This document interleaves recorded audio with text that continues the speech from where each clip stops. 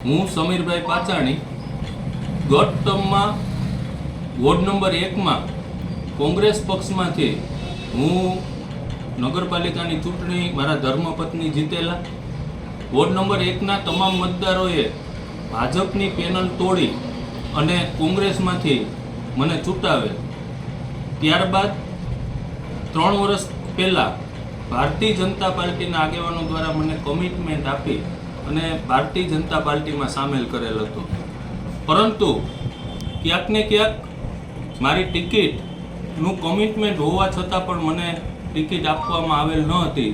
એટલા માટે મને એક દુઃખ થયું અને બીજા અન્ય વોર્ડમાં પણ ઘણા વોર્ડમાં સારા કાર્યકરોને પણ ટિકિટ, આગેવાનોને પણ ટિકિટ મળી નથી.